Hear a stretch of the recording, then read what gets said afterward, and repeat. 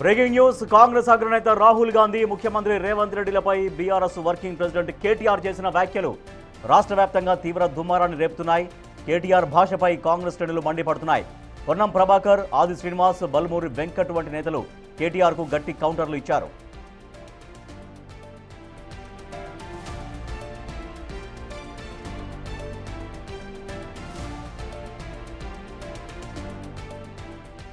కేటీఆర్ వాడుతున్న భాష ఆయనలోని అసహనాన్ని సూచిస్తోందని మంత్రి పొన్నం ప్రభాకర్ విమర్శించారు.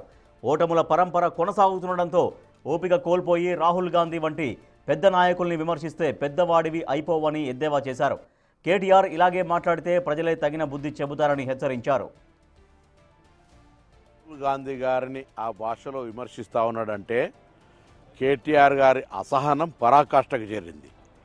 అసహనములో నీ ఓపికను కోల్పోయి నీ ఓటముల పరంపర కొనసాగే సందర్భంలో రాహుల్ గాంధీ గారిని విమర్శించడం ద్వారా పెద్దోడు అవుతున్నాం అనుకుంటున్నాం. రాహుల్ గాంధీ గారి కుటుంబం త్యాగాల కుటుంబం. ఈ దేశ స్వతంత్రం కోసము, తదనంతరం దేశం కోసం, ఐక్యత కోసం ప్రాణాలు అర్పించిన కుటుంబం.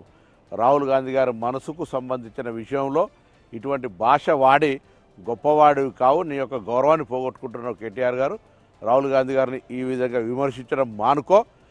రాజకీయాల్లో విమర్శలు, ప్రతి విమర్శలు ఉంటాయి, కానీ ఈ విధంగా భాషను ఉపయోగించుకొని మీ యొక్క అసహనాన్ని, మీకు ఉండబడేటువంటి ఫ్రస్ట్రేషన్ను చూపించే ప్రయత్నం చేస్తారు. ఇది మంచిది కాదు. కేటీఆర్ ఫ్రస్ట్రేషన్లో కంట్రోల్ తప్పుతున్నారని ప్రభుత్వ విప్ ఆది శ్రీనివాస్ సెటైర్లు వేశారు. కేటీఆర్కు ఒకవైపు ఇంట్లో సమస్యలు, మరోవైపు అసెంబ్లీలో హరీష్ రావు ఆధిపత్యం పెరిగిపోతుందనే భయం పట్టుకుందని విమర్శించారు.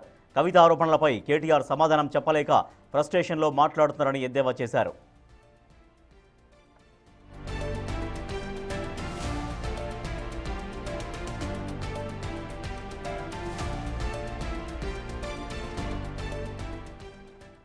ఎమ్మెల్సీ బల్మూరి వెంకట్ కేటీఆర్పై అత్యంత కఠిన పదజాలంతో విరుచుకుపడ్డారు.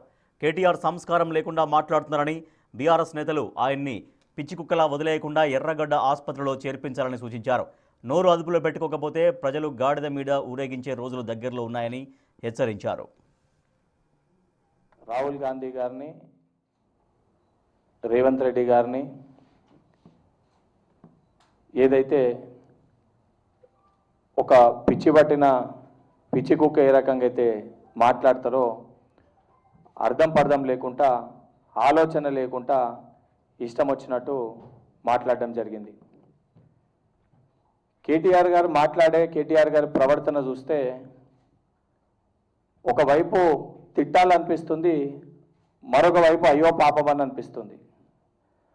అంటే ఒక మంత్రిగా పనిచేసి రేపో మాపో వాళ్ళ నాయన కుర్చీలో కూర్చుంటా అని ఆశపడ్డ వ్యక్తి ఆయనకి తాకుతున్న దెబ్బలతోటి సొంత తండ్రే నువ్వు శాతగానవి, నీతో శాతనైతే లేదు, పార్టీని నడుపుడు అని చెప్పి ఒకవైపు తండ్రి, మరొక వైపు ఈయనని ఎట్లా ప్రతిరోజు డిఫేమ్ చేసి ఖతం చేయాలని చెప్పి ఒకవైపు బావ, తోడుగా ఉంటుంది అని చెప్పి భావించిన తోడబుట్టు చెల్లె అడ్డగోలుగా రాక్షసుడు, దయ్యము, అసలు వీని వల్లనే ఈ పరిస్థితి పట్టిందని చెప్పి అడ్డగోలుగా ఇష్టం వచ్చినట్టు ఆరోపణలు చేస్తుంటే దాన్ని జీర్ణించుకోలేక, తట్టుకోలేక, సమాధానం చెప్పలేక, కుంగిపోతూ, ఇంటికి పోయి ఎవరితో మాట్లాడాలో అర్థం కాక, బయటికి వచ్చి ఆ ఫ్రస్ట్రేషన్ని, కోపాన్ని ఎవరిపైన తీయనో అర్థం కాక, తీసుకోకూడని పదార్థాలు తీసుకొని మతస్థిమితం కోల్పోయి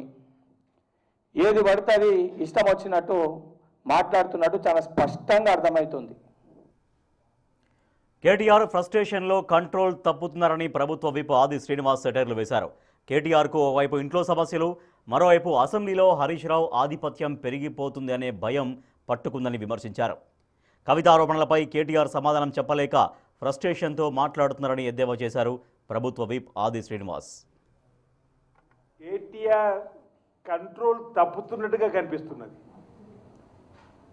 ఫ్రస్ట్రేషన్ అనేది స్పష్టంగా కనిపిస్తుంది ఆయన మాటల్లో. ఇంట్లో పోరు,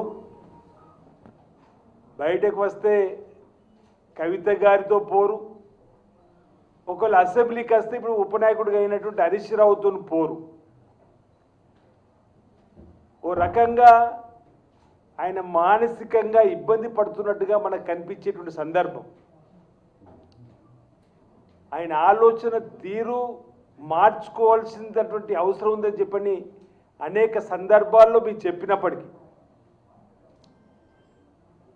మతి తప్పి మాట్లాడేటువంటి మాటలుగా